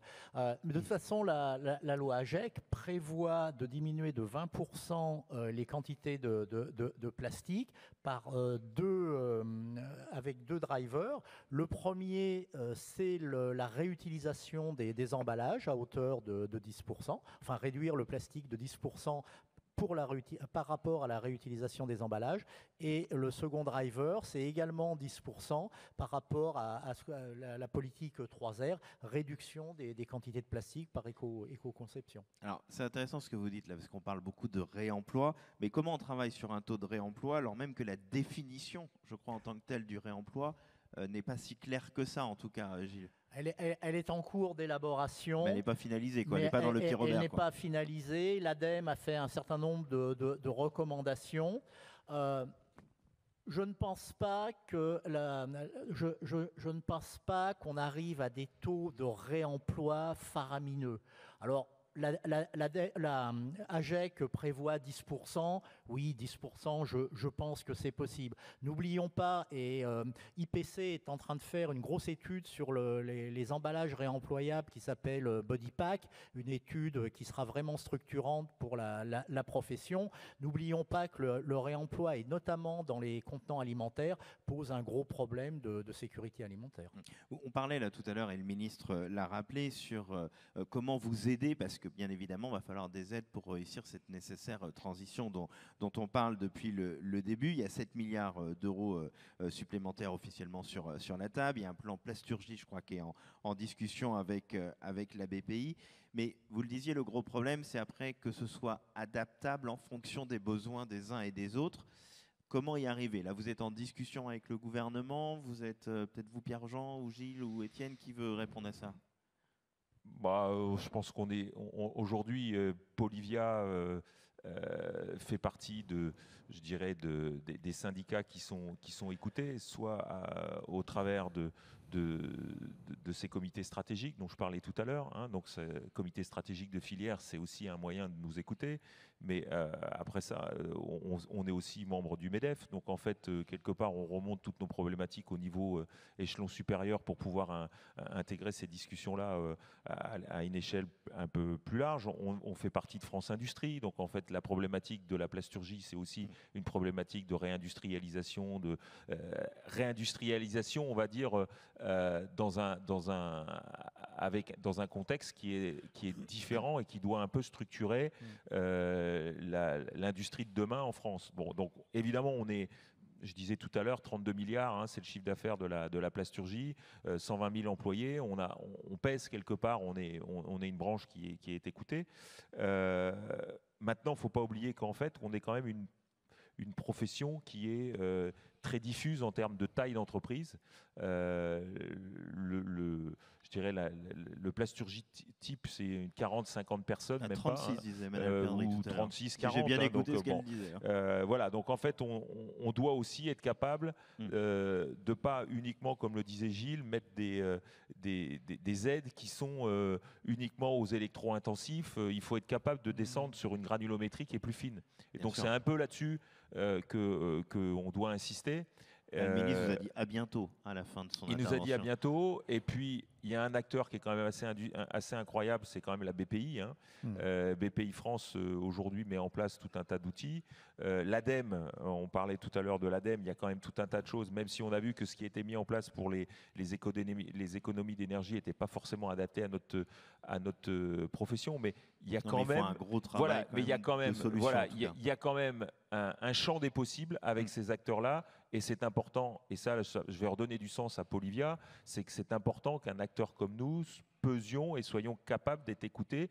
Et donc, la venue aujourd'hui de Roland Lescure, même si c'est uniquement en vidéo, prouve que quelque part, on a l'oreille du gouvernement. Gilles, un mot, et puis les questions ensuite de la salle, donc préparez-vous à poser vos questions. Pour compléter ce que disait Pierre-Jean, indépendamment d'organismes comme ADEME, MEDEF, BPI, France Industrie, nos équipes rencontrent de façon régulière également les conseillers au niveau de la DGE, du ministère de la Direction générale des entreprises, les conseillers au niveau de la DGPR, Direction générale de la prévention des risques, au niveau du ministère de la transition écologique. Et toutes ces rencontres sont l'occasion de porter les besoins et la parole de l'industrie de la plasturgie.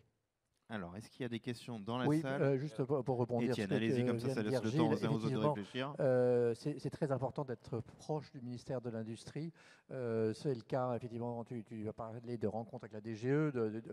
Comme vous le savez, IPC est un centre technique industriel soumis à la tutelle du ministère de l'Industrie, qui nous aide et qui nous oriente dans l'évolution de nos recherches et de notre innovation également. Ok, alors je ne vous cache pas que la salle est complètement noire, elle est très bien, très moderne, mais alors je vois rien. Déjà que je suis bigleux à la base, mais si quelqu'un lève la main, je ne vous vois pas.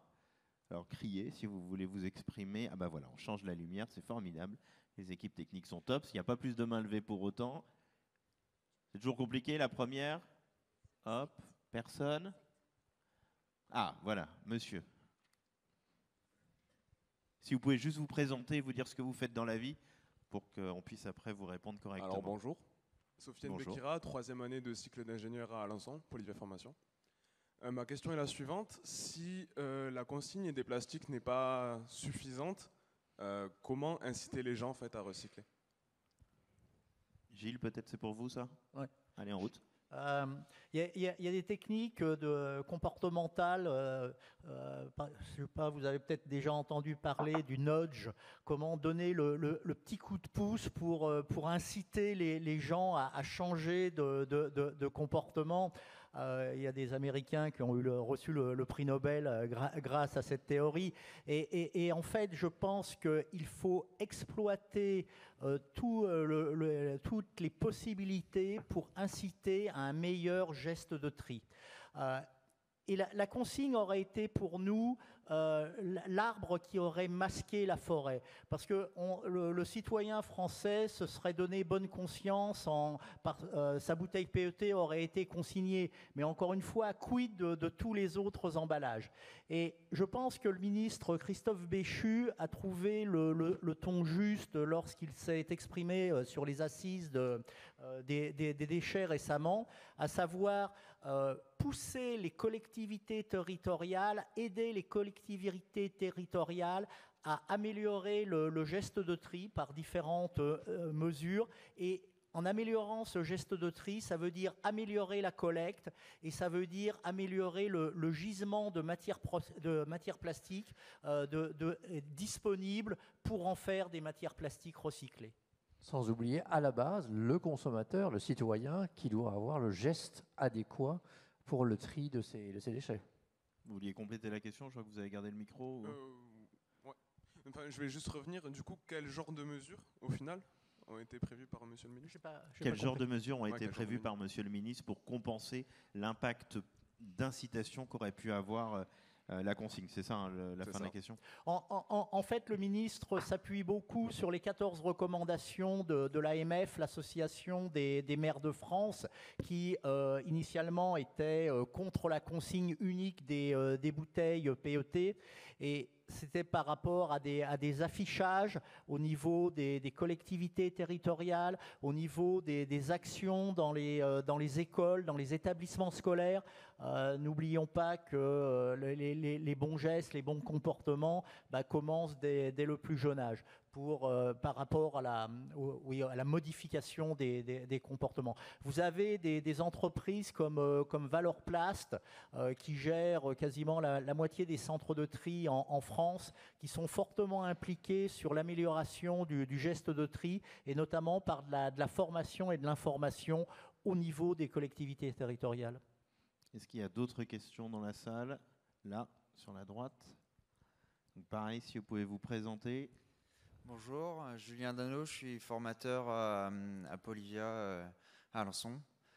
Donc vous avez parlé principalement des biosourcés, des recyclages et tout ça, donc c'est très bien. Mais ce qui joue un impact énorme sur l'image de la plasturgie, c'est l'usage unique et surtout sur l'emballage. L'emballage, c'est utilisé une fois et puis jeté ou recyclé après, c'est très bien. Mais qu'est-ce qu'il y a comme campagne justement pour jouer sur la durée de vie du matériau et du produit en lui-même? Vous dire pour que le matériel soit lui-même réutilisé. Parce que je crois que c'est jusqu'à 7 fois qu'on peut recycler. Hier, parce que le papier de l'usine nouvelle, c'est jusqu'à 7 fois qu'on le recycle. Parce que justement, alors, les Allemands. Alors, pour les papiers cartons, c'est autour de 6-7 fois. Pour le plastique, d'après ce qui. En étudiant la bibliographie, on est autour de 20 fois. Bon, ah oui, carrément. Alors, comment on fait pour répondre à la question de monsieur? Alors, bon, déjà, par rapport à l'usage unique, l'alternative, dans certains cas, c'est l'emballage réutilisable. N'oublions pas que la loi en cours de préparation ou le règlement en cours de préparation au niveau européen, tel qu'il est PPWR, tel que ce règlement est formulé aujourd'hui, pour les emballages de transport, on prévoit jusqu'à 90% de réutilisation. Alors qu'aujourd'hui, les emballages de transport, c'est autour de 14 ou 15%. Ça, c'est pour les emballages tertiaires ou les emballages de transport. En ce qui concerne les emballages ménagers, on en a parlé un peu tout à l'heure, il y a un certain nombre d'initiatives, soit dictées par la loi, c'est la loi AGEC, 10% de réduction du plastique de 10% grâce à la réutilisation, mais vous avez également un certain nombre d'acteurs privés, de metteurs sur le marché, que ça soit en hygiène de la personne ou que ça soit en hygiène de la maison, qui mettent dans le cadre de leur stratégie d'entreprise et de développement durable, qui mettent sur le marché des gammes avec réutilisation du contenant. Mais entre maintenant et 2030, on n'aura pas 100% de réutilisable. Un complément de réponse à Pierre-Jean et une autre question après. Moi, j'aurais juste voulu revenir quand même. Attendez, monsieur voulait repréciser sa question. Justement, vous avez parlé des Allemands qui faisaient du réutilisable et réutilisaient les bouteilles et tout ça. Est-ce qu'il y a justement une campagne européenne là-dessus? Non, pas à ma connaissance. Il n'y a pas de campagne européenne. Pierre-Jean, vous vouliez mais c'est sans doute une idée. Enfin, moi, je voulais juste revenir sur le plastic bashing au niveau emballage pour reprendre un peu le début de la question sur le plastique. Bon, on sait qu'à peu près 40% de l'utilisation des matières plastiques, c'est pour l'emballage. Mais on voit le plastique par rapport à son côté polluant, et donc c'est là qu'il faut mettre en place toute la filière de recyclage et la réutilisation de cette matière qui potentiellement redevient un emballage. Et le bon exemple, c'est ces bouteilles plastiques qui sont 100% en PET recyclées. Mais n'oublions pas que la première fonction de l'emballage, c'est de protéger. Et de protéger. Et donc, quand on est dans l'emballage alimentaire ou qu'on est dans l'emballage médical et qu'on permet d'augmenter la durée de vie du produit, en fait, l'emballage est un matériau qui permet d'éviter le gaspillage. Et quand le ministre finit son intervention par c'était pas la chasse au gaspillage, mais c'était contre un monde anti-gaspillage. Anti-gaspillage, c'est aussi l'anti-gaspillage alimentaire. Quand aujourd'hui on supprime de l'emballage plastique qui permet de préserver de la nourriture pendant 7 jours ou 10 jours et qu'en place on met un emballage carton qui au bout de 3 jours le produit est périmé, là on est dans la fausse bonne idée. C'est que quelque part on se fait une bonne conscience en disant oui on va utiliser un emballage plastique, un emballage carton, mais au final on oublie que l'emballage carton ne va pas préserver l'aliment et on va jeter des aliments. Donc il faut reprendre la problématique dans sa globalité. Et c'est un peu ça l'enjeu d'aujourd'hui de Polivia et l'enjeu de l'industrie du plastique, c'est de ne pas voir, et c'est pour ça que je disais tout à l'heure, le plastique n'est pas le problème, le plastique est la solution, c'est qu'il faut revoir la problématique dans sa globalité, c'est-à-dire, et là dans le cadre de l'emballage, le contenant, le contenu. Est-ce que le contenant va permettre de préserver le contenu ? Voilà. Est-ce qu'il y a une question là encore ? On peut encore en prendre une ou deux. Pareil, si vous pouvez vous présenter, s'il vous plaît.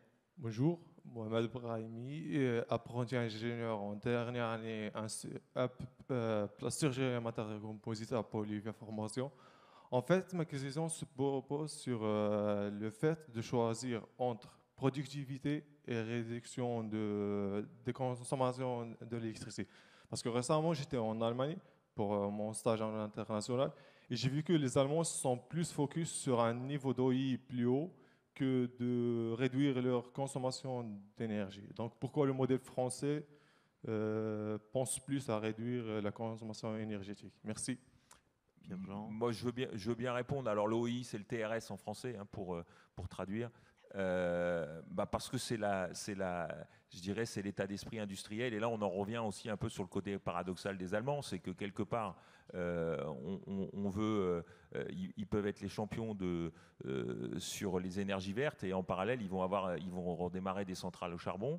Et bien là, on va privilégier le TRS par rapport à la consommation d'énergie, qui elle-même en plus est de l'énergie fossile. Donc ça, c'est un peu le côté paradoxal des Allemands. Excusez-moi, j'ai une vision peut-être un peu cash des choses, mais je suis aussi implanté en Allemagne, et donc je vois bien, des fois on parlait d'injonction paradoxale, l'Allemagne n'est pas à l'abri de ce type aussi d'éléments. Une autre question, en haut à droite. Thibaut Parpet, je suis enseignant-chercheur à l'INSA de Strasbourg, Polivia Formation. Ma remarque, c'était de dire, bon, je suis tout à fait d'accord sur le Alors, collez bien le micro à que votre bouche, la filière subit du plastique bashing. On est sur des questions très compliquées, recyclage, empreinte carbone, etc. J'ai vu le livre blanc l'atout bas carbone. C'est des sujets qu'il faut regarder vraiment au cas par cas. Et il y a vraiment des cas où la plasturgie est un atout bas carbone incontestable. En revanche, ça me paraît problématique d'annoncer comme ça le plastique n'est pas un problème et c'est la solution. C'est dans des cas un problème environnemental, climatique, mais aussi parfois une solution. Et c'est ça qui est très compliqué. Mais je pense que pour l'attractivité de la filière, de dire ce n'est pas un problème, c'est une solution quasiment pour tout, ça me semble problématique. Ou de dire que la matière plastique est décarbonée, c'est problématique. Étienne, c'est vous qui avez dit ça à un moment, non? Oui, vous avez. Je ne veux pas dénoncer, hein, mais. Oui, non, mais je l'ai dit aussi. Donc, Vous avez raison, mais il faut quand même aussi relativiser je dirais, cette accusation qui porte sur le plastique. Ce que vous dites est aussi vrai pour le verre, par exemple. On sait qu'il y a actuellement au niveau mondial un gros problème de sable. Vous avez dû tous en entendre parler. Il n'y a pas assez de sable dans le monde pour faire face aux besoins de l'industrie du verre, pour faire face également à l'industrie du béton, à l'utilisation du béton. Donc, chaque fois que l'on fait un grand changement et qu'on veut passer d'une solution à une autre, que l'on veut passer par exemple du plastique au verre, on peut avoir des problèmes très très importants liés à la consommation d'énergie pour faire du verre et la consommation de sable du fer. Si on veut passer au carton, il y a également des enjeux macroéconomiques relativement importants. Vous avez tous entendu parler des problèmes de déforestation qui sont très importants dans le monde entier. Si aujourd'hui vous regardez un petit peu et que vous doublez ou vous triplez les packaging en carton, vous aurez aussi des problèmes écologiques. Je crois que la question importants. de monsieur est d'accord sur le constat, mais de dire il faut trouver des solutions. Qu'aujourd'hui ce soit compliqué, il faut imaginer une solution. Je me permets de. Oui, mettre de la nuance et faire attention de ne pas tomber dans le greenwashing qu'on va nous reprocher systématiquement, parce qu'un plasturgiste qui va dire le plastique n'est pas un problème, c'est la solution, il va se faire tomber dessus à tous les cas. Alors j'espère qu'on a réussi quand même à vous montrer, mais peut-être pas suffisamment dans ces journées, que l'industrie plastique est une industrie qui travaille beaucoup sur un certain nombre de sujets et que si les solutions pour certains domaines ne sont pas encore présentes, elles le seront demain. Pierre-Jean? Oui, je voulais... alors effectivement, si on prend le plastique n'est pas un problème, c'est la solution...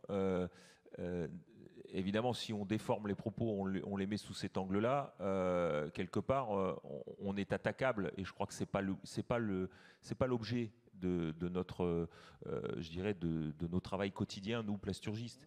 C'est juste de dire, face au plastic bashing, où aujourd'hui on nous dit la solution c'est un monde sans plastique.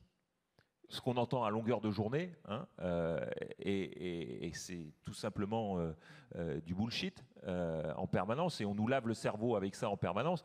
Il y a un moment, il faut aussi être capable de revenir de manière factuelle. Et je vais revenir sur quelque chose qui a été dit hier, qui était très, très flagrant quand il y a eu la table ronde sur la partie recyclage. Quand vous avez le syndicat des embouteilleurs qui vous dit « Nous, on a fait des ACV sur les bouteilles et aujourd'hui, on a comparé les bouteilles en verre, les bouteilles en PET et les bouteilles en carton avec la pellicule aluminium. Et aujourd'hui, la meilleure des ACV, c'est incontestable, c'est celle du PET. Là, on est factuel. Et c'est là qu'il faut rentrer dans le... C'est un moment ou un autre, c'est de dire... Et ça, c'est ce qu'on fait au niveau de IPC, c'est ce qu'on fait au niveau de Polivia, c'est que nous, aujourd'hui, on a décidé de dire on va répondre au greenwashing, on va répondre au plastic bashing en disant de manière factuelle, voilà, on a comparé ça, ça et ça, et dans le cas, en l'occurrence les eaux minérales, dans le cas des eaux minérales, aujourd'hui, les eaux minéraliers considèrent eux-mêmes que la solution, c'est le PET, c'est pas le verre. Mais si les consommateurs veulent du verre, ils auront du verre. Mais arrêtons de dire le verre est meilleur que le plastique. Non, il y a un moment, si vous avez décidé de prendre du verre, eh ben vous payerez votre bouteille plus cher, parce que et sachez que si aujourd'hui le bilan carbone associé à votre bouteille de verre, il est plus élevé que le bilan carbone de cette bouteille qui est 100% matière recyclée. C'est la star de l'après-midi, cette bouteille. Hein. Oui, mais c'est pour ça qu'elle est là. Et quelque part, il y a un moment, il faut parler vrai, quoi. Et arrêtons d'entendre à longueur de journée des choses qui sont fausses. Voilà, il y a un moment, il faut être factuel. Nous, on est des scientifiques, nous sommes des plasturgistes, nous sommes quelque part, et on a besoin de réfléchir autour d'agir autour de faits, et on a besoin aussi quelque part d'orienter la stratégie de nos entreprises par rapport à des choses qui sont factuelles et qui vont dans le sens du combat ultime, et je reviens là-dessus, je vais finir là-dessus, c'est la décarbonation. Le combat ultime, c'est la décarbonation. C'est pas de tuer le plastique ou de remplacer par du carton. C'est la décarbonation. Et à un moment, il faut utiliser le bon matériau pour la bonne application. Et si le bon matériau n'est pas la matière plastique, parce que tout simplement le carton suffit, il faut le reconnaître. Et dans ce cas-là, nos entreprises, eh bien, on va changer de secteur. Ceux qui sont dans le plastique et qui voient que leurs produits peuvent être remplacés par du carton, bah, dont acte. Nous, on s'adaptera. Le propre des industriels, c'est qu'on s'adapte. Alors, peut-être une dernière question, sauf s'il devait y en avoir encore beaucoup, mais allez-y, en haut à droite. Alors, Dominique Bellos, je vais sortir du côté technique, parce que, messieurs, j'ai aucun doute, ce problème technique va se résoudre d'une façon ou d'une autre. Je vais revenir sur l'aspect humain abordé par votre présidente tout à l'heure, et à travers un encouragement que je veux me permettre de donner à la filière, dont j'ai été indirectement partenaire dans une récente vie antérieure.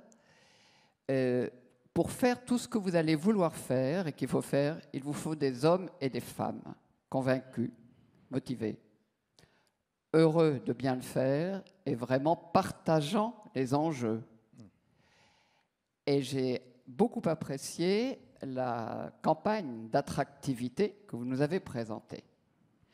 L'encouragement que je me permets de donner, parce que ô combien souvent, aussi volontaristes soit-on, dans la réalité des faits, il y a un écart entre la promesse et la réalité, et ce qui est souvent source de désintérêt, désillusion et démission d'une filière ou d'une autre. Je vous encourage, et toutes les PME qui sont derrière vous, à tenir la promesse que vous faites, que dans cette filière, on peut innover, ça veut dire qu'on a le droit à l'erreur, on peut se transformer, on peut se former et on peut s'épanouir. Je pense qu'il y a dans ce public beaucoup d'étudiants qui y croient, et moi c'est un encouragement. Il va falloir maintenant passer aux actes, et ça n'est pas le plus facile, c'est le plus passionnant, et donc mes propos, c'est vraiment un très grand encouragement pour réaliser ces 4 facteurs-là. Et si vous les réalisez, les problèmes techniques se résoudront. Et bien voilà, ça va nous amener au mot de la fin. Je vous propose d'applaudir également Pierre-Jean Leduc, Gilles Estin et Étienne Béchet de Ballan de nous avoir accompagnés pour cette table ronde. Et on arrive dans un instant au mot de la fin, justement.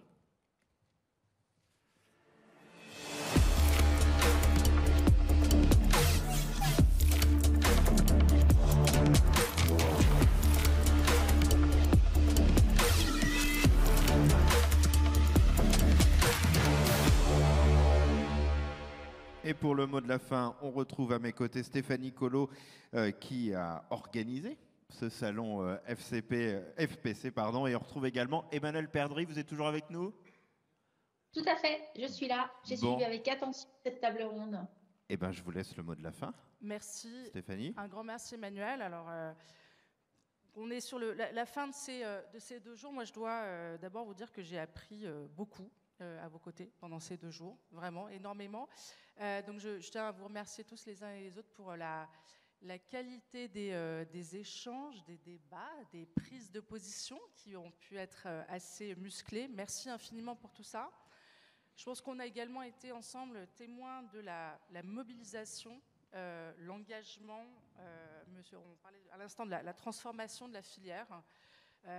Voilà, donc là encore, un grand bravo à tous. Et puis on a parlé aussi, on n'a pas d'engagement, on parle de collectif. Et là, je voudrais me permettre de prendre quelques instants pour remercier celles et ceux qui ont rendu cet événement possible.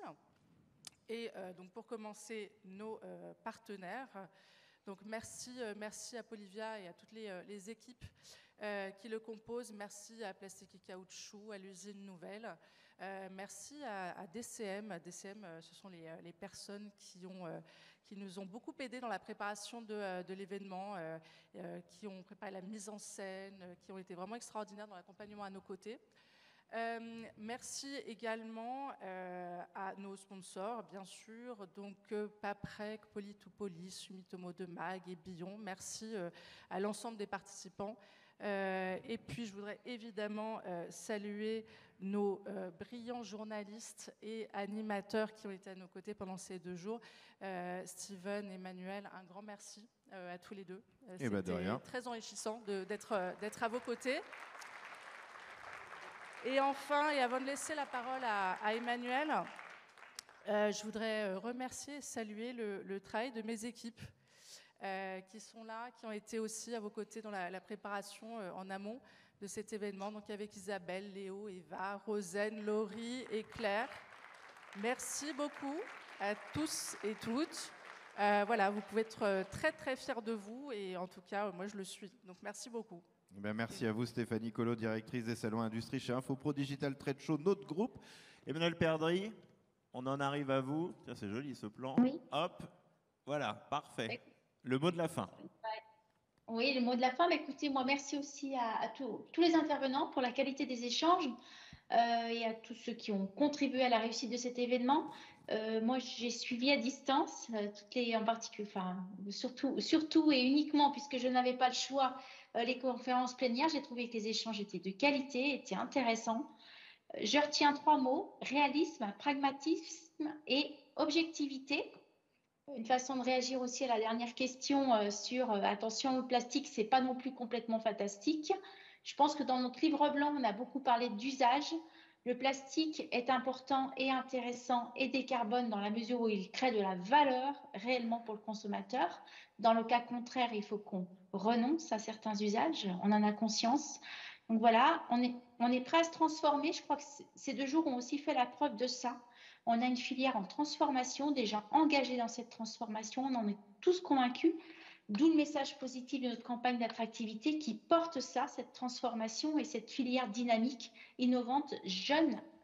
Voilà. Et je dirais, voilà, c'était important pour nous ce premier événement Polivia. Je suis contente que ce soit une réussite. Je regrette beaucoup de ne pas avoir été parmi vous parce que voilà, c'est aussi un événement de convivialité qu'on voulait et cette convivialité-là, malheureusement, je l'ai vécue à distance. Mais je remercie tous les petits messages que j'ai reçus pendant ces 2 jours qui m'ont permis d'être un petit peu quand même avec vous. Voilà, merci en tout cas à tous. Et je crois que Stéphanie, on a quelque chose à annoncer quand même.